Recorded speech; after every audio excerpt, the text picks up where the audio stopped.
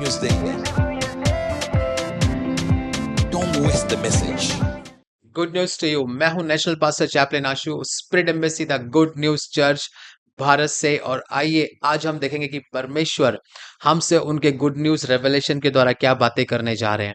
और आज का हमारा विषय है मौसम का पूर्वानुमान।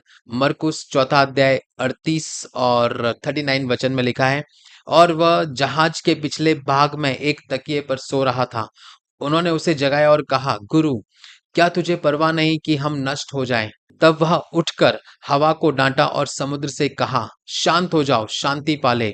और हवा बंद हो गई और बहुत बड़ा सुकून हो गया। Praise the Lord.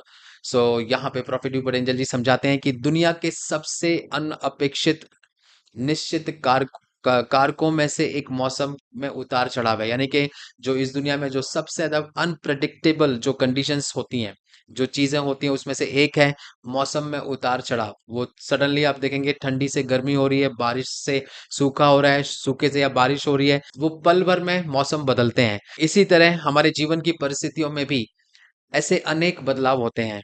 कई मसीह इस गलत धारणा में रहते हैं, लेकिन कई हमारे मसीह भाई बहन इस धारणा को पाल लेते हैं कि उनकी परिस्थितियां उनकी खुशी के स्तर के अनुरूप होंगी। यानी कि जैसी जैसी आपकी परिस्थिति होगी वैसे उतना आप खुश होगे। अगर आपकी परिस्थिति में मान लीजिए आपके बैंक बैलेंस में कमी आ गई, तो आप शांत हो जाएंगे, आपकी आपकी शांति खत्म हो जाएगी। या आप कि आपको कहीं बॉडी में दुख रहा है, या आपके साथ कुछ गलत हो रहा है, या आपकी परिस्थिति थोड़ी ऊपर नीचे हो गई, तो आप अशांत हो जाते हैं। मेरे भाइयों बहनों, ये सोच बिल्कुल गलत है। ये सोचना कि जब मेरा सब कुछ अच्छा होगा, जब मेरा सब कुछ अच्छा चलेगा, तब मैं शांत रहूंगा, तब मैं यू नो एकदम कूल कंडीशन में रहूंगा और मैं परमेश्वर की आराधना करूंगा। No my dear brother and sister, वचन के अनुसार आप चाहे किसी भी परिस्थिति में हो, किसी भी चैलेंज में हो, किसी भी स्ट्रगल में हो, चाहे वो धूप हो या बारिश हो, कभी भी आपकी शांति या खुशी को वो परिस्थिति निर्धारित नहीं कर सकती। Praise the Lord. क्योंकि परमेश्वर के द्वारा दी गई शांति जो आपके पास है, आपको मालूम है जब यीशु मसीह आपके अंदर आए, आपके अंदर परमेश्वर की शांति आ गई है। और वो परमेश्वर की शांति जो आपके अंदर है, वो आपको चारों ओर के तूफानों से, हर परिस्थिति से, हर स्ट्रगल से, हर चैलेंजेस में, प्रेज द लॉर्ड, कितने भी बड़े वो तूफान हो, कितने भी बड़े चैलेंजेस हो, उसमें वो आपको शांत करके रख सकती है। यहाँ पे हम देखते हैं कि वह जहाज के पिछले भाग में एक तकिए पर सो रहा था। माय गॉड, जब इतना तूफान आ रहा है, अगर आप उसको बाइबल में पढ़ते हो, इस वचन को पूरा, उस स्टोरी को जब देखते हैं, वहां पे लिखा है कि पानी नाव के अंदर भर रहा था, और यहाँ तक कि नाव डूबने पर आ गई, पूरा पानी भर रहा है, लेकिन यीशु मसीह उस तूफान में, उस आंधी में आराम से सो रहे हैं, शांति से। क्यों? क्योंकि यीशु मसीह के पास परमेश्वर की शांति है।